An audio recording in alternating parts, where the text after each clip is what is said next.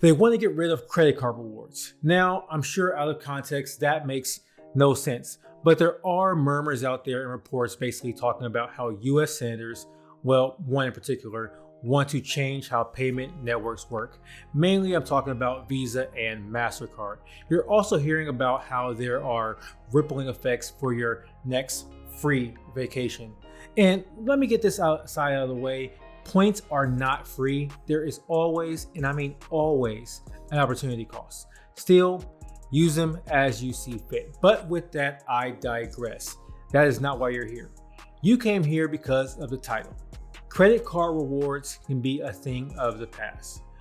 Basically, like debit cards in the Durbin Amendment. Yes, the amendment everybody seems to be talking about, but nobody ever actually says what it is. Trust me, I've searched YouTube and there's no clear video talking about what the Durbin Amendment actually is.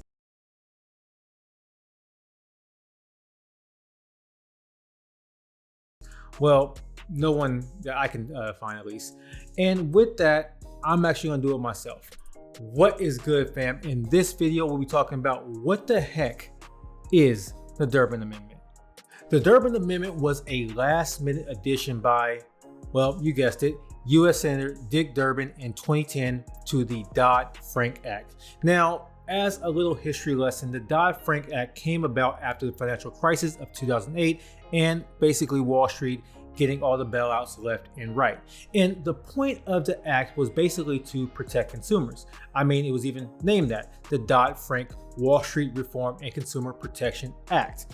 And from this act, we got agencies like the Consumer Financial Protection Bureau, which basically was in charge of protecting consumers against things like basically bad financial products, mortgages, and you guessed it, credit cards.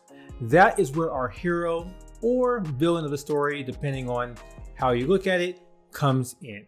See, the Durbin Amendment required that the Federal Reserve limit charges to retailers for debit card processing.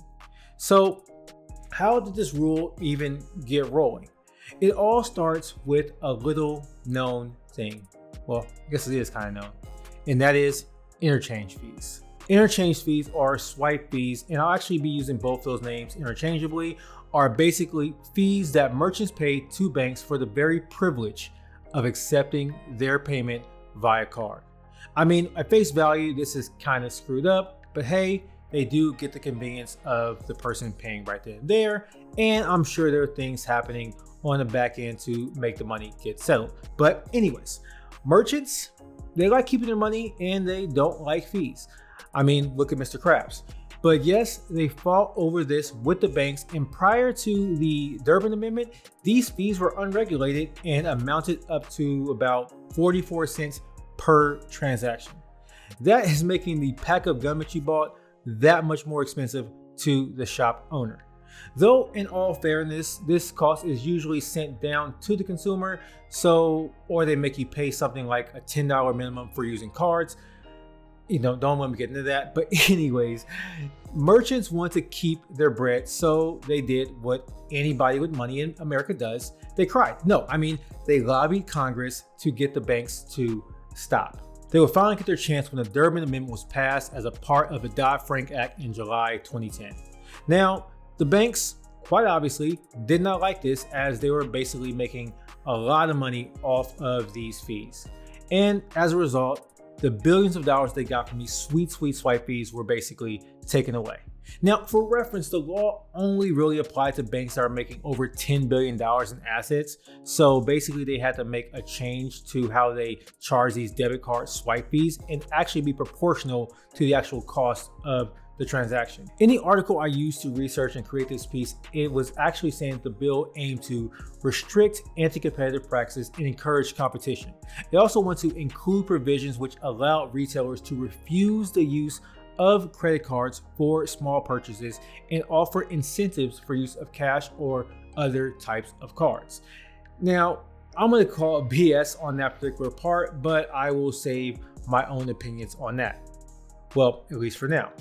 But if you are enjoying this video and enjoy videos related to points and travel, show subscribe button some love. Do not hit it just click it. Now, the Durbin Amendment gave the Federal Reserve the power it needed to regulate debit card swipe fees, and on December 16, 2010, they will propose a maximum interchange fee of 12 cents per transaction. This is down 72% from the 44-cent average that they had before. This would cost the large banks about $14 billion, and that's billion with a B, annually. Now, hold up, they didn't actually lose any of this money, they just found it elsewhere. But moving on. In 2011, the Fed would then issue a ruling that would max how much an issuer could receive from a debit card transaction to about 21 cents plus 5 basis points at the time of the transaction. And for anyone interested, a basis point is just a different way of understanding a percentage. It will be like a percent of a percent. So you can think of 0.05% is basically 0.00005 as a decimal, or 5 basis points to keep it simple. Anyways, this allowed issuers to get a bit more off the top of their interchange fees. But yes, this was not enough for the banks, and because they still wanted that sweet money, they added other fees like account maintenance fees. You know, the one you get from the big banks for like $8 if you don't follow their BS rules. Like, hey bro, this is my money. Why are you charging me to hold on to it? I mean, hold on for a second. Let's just imagine you ask your friend to hold a few dollars for you, and they say, okay, I'll do it, but it's gonna cost you $5. That sounds crazy, right? And you know, they are only doing this to people who can't afford it to begin with. So screw them, right? Anyways, let me stop before I start getting angry.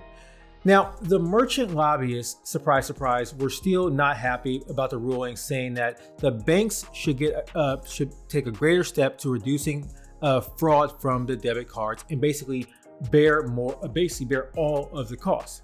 Now, see, a part I didn't mention here is the fraud aspect. And suffice to say, merchants, and more specifically the Merchant Payment Coalition, believed that banks were getting rich while not making sure that merchants were protected. And on the other end, the American Bankers Association also opposed the ruling. And as you can imagine, this was actually for different reasons. I mean, their name is the American Bankers Association. They said that all this does was transfer the cost down from retailers to consumers. This is honestly where I have to give my 2 cents. Yes, that is exactly what happened. Prices, they never went lower. They actually got higher. Convenience stores still don't take my credit card, or they'll add a fee and not even tell me that it's there. At the end of the day, the prices are always going to be sent back down to the consumer. If anyone ever tells you the price will go down, just turn around and walk the other way. So, what does it mean for us and the credit card and points community? Well, Dick Durbin is at it again with his, well, at least in my opinion, false crusade to help those most in need. Still, there are some concrete lessons we can learn from his last amendment. For one, banks did take away many of the perks of checking accounts. Debit cards no longer have meaningful rewards, and merchants kept the prices the same or even increased them. And at the end of the day, the consumer is still left holding the bag. In the case of credit cards, I think the idea is pretty much the same. Less points, or maybe even no points. Protections will be fewer or non-existent. The banks and the merchants will still find a way to squeeze us out of our money. And hey, that is the way of the world. But given the past record and strong lobbying from not only banks, but many of the point issuers like airlines and hotels, I actually doubt that we'll see this one go through. But hey, do not take my word for it.